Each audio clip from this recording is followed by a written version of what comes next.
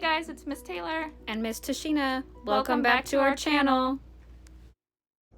Giraffes can't dance.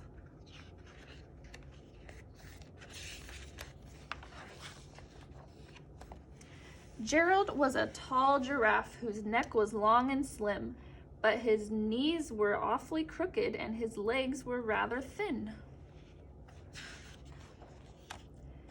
He was very good at standing still and munching shoots off trees, but when he tried to run around, he buckled at the knees.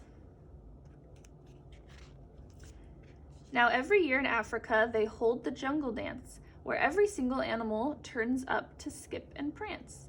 And this year, when the day arrived, poor Gerald felt so sad because when it came to dancing, he was really very bad. The warthogs started waltzing and the rhinos rock and rolled. The lions danced a tango that was elegant and bold. The chimps all did a cha-cha with a very Latin feel, and 8 baboons then teamed up for a splendid Scottish reel. Gerald swallowed bravely as he walked toward the floor, but the lions saw him coming and they soon began to roar. "Hey, look at clumsy Gerald," the animals all sneered. "Giraffes can't dance, you silly fool. Oh, Gerald, you're so weird."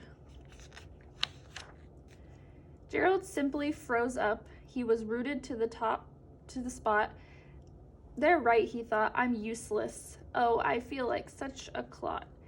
So he crept off from the dance floor and he started walking home. He'd never felt so sad before, so sad and so alone. Then he found a little clearing and he looked up at the sky. "The moon can be so beautiful," he whispered with a sigh. "Excuse me," coughed a cricket who'd seen Gerald earlier on, "but sometimes when you're different, you just need a different song."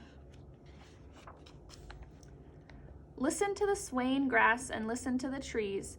To me, the sweetest music is those branches in the breeze. So imagine that the lovely moon is playing just for you. Everything makes music if you really want it to. With that, the cricket smiled and picked up his violin. Then Gerald felt his body do the most amazing thing. His hooves had started shuffling, making circles on the ground. His neck was gently swaying and his tail was swishing around. He threw his arms out sideways and he swung them everywhere. There he did a backward somersault and leapt up in the air. Gerald felt so wonderful, his mouth was open wide. "I am dancing, yes, I am dancing. I am dancing," Gerald cried. Then, one by one, each animal who'd been there at the dance arrived while Gerald boogied on and watched him quite entranced. They shouted, "It's a miracle, we must be in a dream. Gerald's the best dancer that we've ever seen." "How did you learn to dance like that? Please, Gerald, tell us how." But Gerald simply twirled around and finished with a bow. Then he raised his head and looked up at the moon and the stars above.